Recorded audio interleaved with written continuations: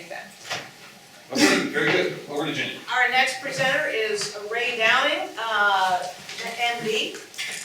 He has spent about a third of his professional career as a medical doctor in the USA and 2/3 in several countries in Africa, most recently in the Department of Family Medicine at Wheaton University in Ellul, Kenya.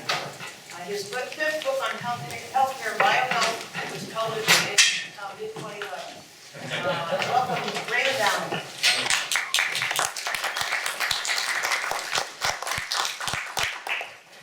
I'd like to talk about the problem of healthcare as a technique. Rustin Roy, co-founding editor with Jacques Ellul of the Bulletin of Science, Technology, and Society, said about healthcare that it was the world's most pervasive technological problem. So what is it about this healthy sector of our economies, this enterprise dedicated to healing, that makes it a problem? Is it that healthcare has problems, or that healthcare is a problem? 35 years ago, Ellul declared that it was a problem. The first sentence of his book, Medical Nemesis, was, "The medical establishment has become a major threat to health." Since then, most analysts have assumed only that it had problems. Ellul undoubtedly would agree with his disciple Ellul. So what is the problem with healthcare? Consider first the story of Moses and the bronze serpent, a very old story of healthcare with tentacles that reach all the way to the Gospels. The story itself is short and simple. The Israelites were suddenly confronted in their travels by a population of poisonous snakes. Enough people were bitten, envenomated, and died to warrant classification as a public health problem, needing intervention from the government. Moses made a bronze model of one of the snakes and put it up on a pole. Those who had been bitten were instructed to look at the bronze serpent, and when they did, they survived.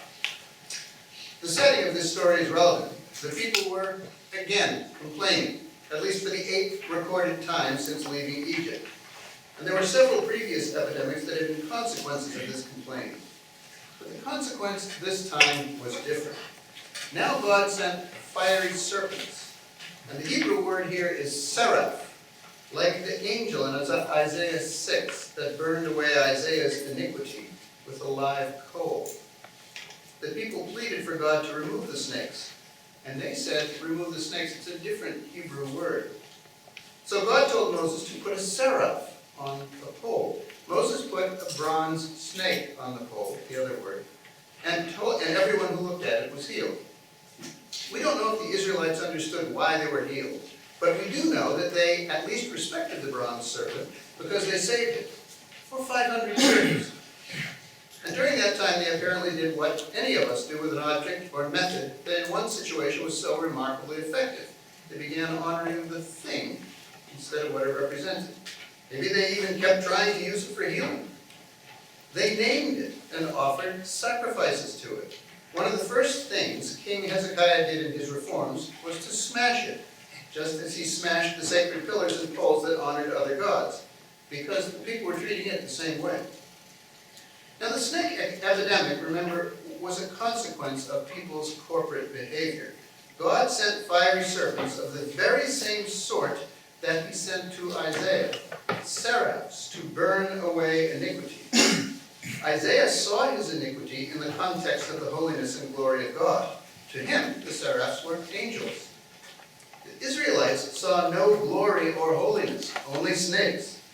But God did not leave them in their ignorance. He offered them a snake that healed. The solution to the epidemic was not in battling it and eliminating the snakes, but in seeing and accepting where they came from. God had sent snakes that really were angels, snakes that did not need to kill. Embedded in the consequence of their complaining was a fiery bite that could burn away their iniquity. And more, the death-dealing snake, when transformed by Moses and raised on a standard, became the life-giving snake. It was, as in the Catholic Mass, consecrated, the way common bread and wine are consecrated to become for us the body and blood of our Lord Jesus Christ. The essence of healing this story, then, is in accepting the snake angels that God sent, and in recognizing the deliverance from their fatal bite that God provided. The essence is emphatically not in making visual contact with the bronze snake. yet it was precisely this contact that facilitated the healing. There was, in other words, a source of healing that was God, and a technique to access that healing that was looking at the bronze serpent on the pole. The difference was clear to Hezekiah, but apparently not to the people. They had focused on the technique instead of the source. Now, the difference between technique and its source or goal provides us with an opportunity to review some of Jacques Ellul's fundamental assertions about technique and then apply them to contemporary medicine. The first is the difference between technique, which he said was the totality of methods having absolute efficiency, and technology, which is the study or discourse of technique. Now, his three major studies have the word technology in their English titles. But I don't know French, but I read the French titles, and it looked to me like only the third had technology in the French title. The first two are really about technique. Only the third is about technology. That's the technological bluff. And it is here where he makes clear the difference. There is no technical bluff, he says. Techniques deliver what they promise. However, there is, and this is a quote, a gigantic technological bluff in which discourse on techniques envelops us, making us believe anything, and far worse, changing our whole attitude toward techniques. The importance of this distinction will become clear shortly. Now, the second major assertion, not just about technique, but recurring throughout his writings, is the difference between means and ends. He made this clear in the presence of the kingdom. Everything has become means. There's no longer an end. Lost my place. Dang. There it is. Everything has become means. There's no longer an end. All techniques are means. The technological bluff is the proclamation that techniques are all that matter anymore. Now, the bronze serpent was a technique, a means, a very effective means to deal with the snakebite epidemic. But the end, the purpose for both the snake angels and the bronze snake, was to confront the people with their iniquity, burn it away, and heal them. The entire means and end process we saw was quite effective. The means, the bronze serpent, without the end or purpose, became an idol. Now, these fundamentals, together with the story of the bronze serpent, provide us with some tools to examine modern biomedical healthcare and to approach the question of what is the problem with healthcare as technique. Ellul listed many other characteristics of technical systems, and they all apply exactly to biomedical healthcare. But for this story, the ends means point is sufficient to start us off making some observations. And to avoid too much abstraction, let's choose an example. There is a group of chronic diseases, especially cancer, diabetes, heart disease, stroke, and chronic lung diseases, which are now quite common worldwide. They used to be called diseases of civilization, though diseases of industrialization are frankly diseases of technology, more accurate. They are the most frequent causes of death everywhere, almost everywhere in the world, and account for 87% of the disease burden in high-income countries like the U.S. That they have become the leading causes of death on almost all continents might be seen as an indicator of how widely industrialization, or more specifically the technological society, has spread. Now, the risk factors for these most common chronic conditions are well known and often interrelated. Tobacco use, unhealthy diets, harmful use of alcohol, and physical inactivity. Note that this is the way these diseases are discussed, not as consequences of technology or industrialization, but rather occurring more often in certain groups of people, those subject to the risk factors listed. This biomedical formula for discussing diseases, locating them in the context of risk factors, is a very effective way to highlight the immediate causes and indicate interventions. It is equally effective in masking the more proximal reasons for these risk factors. Inactivity and eating processed foods may be behaviors that lead to several of these diseases, and they are modifiable. But why do so many people eat processed foods? Why is so much processed food manufactured? Why are so many people inactive?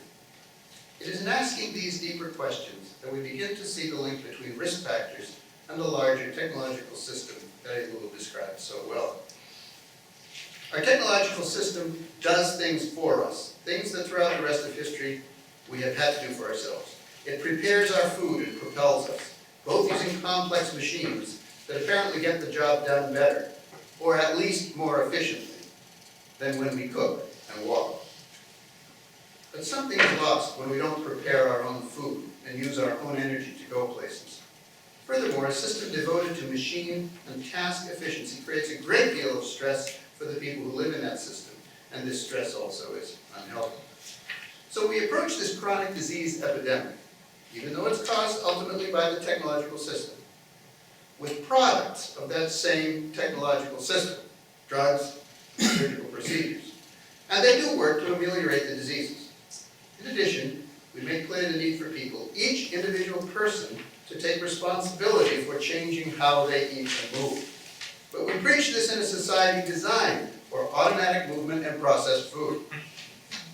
We have a bronze snake that permits access to biomedical curative power, but no snake angel to burn away our corporate and nutritional and transport iniquity. We chip away at our epidemics, piece by piece, but peace, shalom, eludes us. Now shalom, besides meaning peace, also means completeness and soundness, and includes health, a word related to both whole and holy. This, in fact, is the end we are missing when we focus only on means. We cannot attain partial wholeness. Disease elimination is not enough. In the story of the bronze snake, Moses forms the healing snake after the killing snakes become active. The killing snakes from God are angels, literally messengers, to tell people of their iniquity and burn it away. They are part of and must precede the healing snake. The true healing, the return to shalom, was not just because people looked at the bronze snake. It was because their iniquity had been burned by snake angels, burned enough so that if they had no bronze serpent to gaze at, they would die. So, let's recapitulate. Number one, the bronze serpent story demonstrates a continuum between the root cause, the symptoms, the consequence, treatment, and the prevention. So this is a natural system at work. Now, the contemporary chronic disease epidemic demonstrates the rupturing of this continuum. The technological society is the root cause, which we ignore. We consider the risk factors to be the cause, and put the responsibility to avoid them on the patient, a form of victim blaming. But when that patient does experience symptoms, we employ the methods and products of the same technological society to manage the symptoms. Now this is an artificial system at work, and that is the technological system that Ellul describes. So we have a comparison between a natural system and a technological system. 3, focusing on health, as a healthcare system must, will never produce health, because ill health does not arise from lack of health care, but rather, in the case of the modern chronic disease epidemic, from the technological society.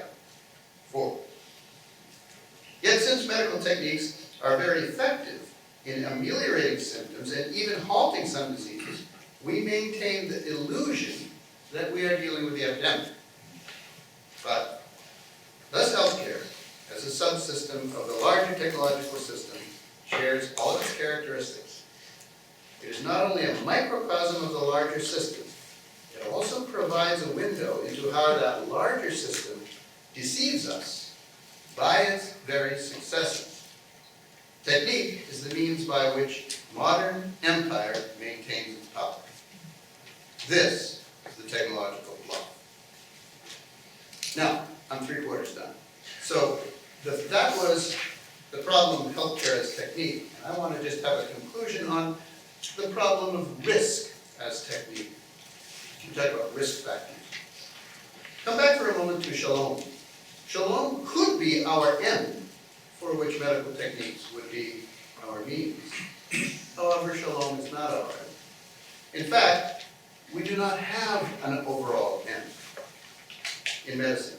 We only have means, painkillers to reduce pain, antibiotics, eliminate infections, surgery, we cut out tumors, drugs, lower blood pressure. They're all means, but we don't have an overall end. In this world of multitudinous means, or options, as they might be called today, but without an overarching end, we face a great deal of uncertainty. That, by the way, was the title of part one of the technological bluff, uncertainty. Yet our profound uncertainty does not paralyze us. We confront the uncertainty head on. We measure it. You're supposed to laugh there. That's incredible. We measure it. Measuring this uncertainty then becomes another technique, another means, a very attractive one. In fact, it begins to have a unifying effect on all of our means.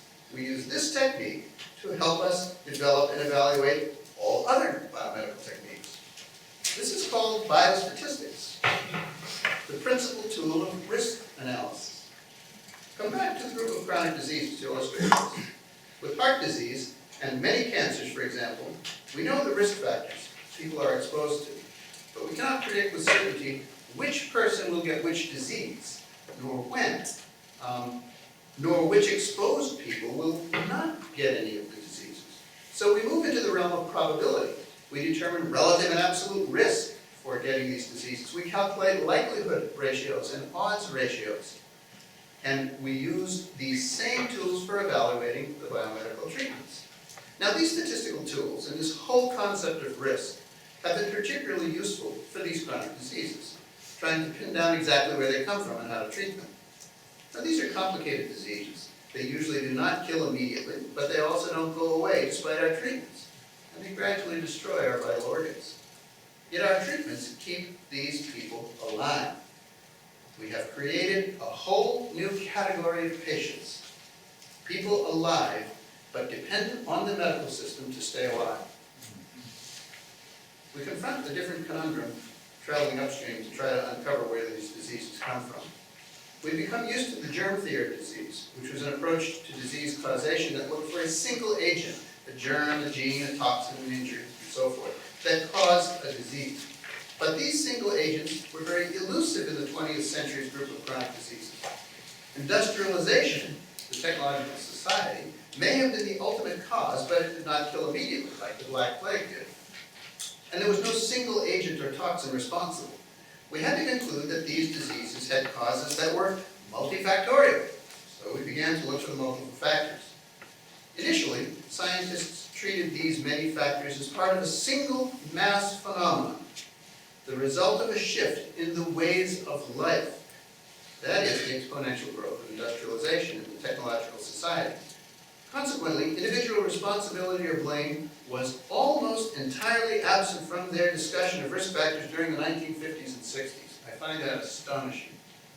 To the epidemiologists then, it was obvious that some of these diseases grew out of that mass phenomenon that they were looking at, and not from bad individual choices. However, as we fine-tuned our approach, we began to forget about, or was it to ignore, this mass phenomenon. By around 1980, we had entered a fundamentally new era. There was now a new public health, which among other things focused on these chronic diseases and their prevention. In previous epochs, public health addressed community health problems such as sanitation and vector control with collective action. But now even public health was becoming individualized, seduced by the drive to identify and eliminate individual risk factors. Despite the mass phenomena behind the chronic conditions, which made up 87% of our disease burden, our health had become our own responsibility. Risk had become our pilot. Life had become a crapshoot. We still haven't pinned down exactly how these diseases come about, and we still can't cure most of them. We still live with profound uncertainty. It becomes very clear why we have chosen risk and statistical analysis as our oriented science. There is no technical bluff here. Biostatistics do exactly what they claim. You measure probability, and they do it well. Bit by bit, or bite by bite, they help us make incremental changes, uncovering the details of how these diseases develop and how we can live a little bit longer with them.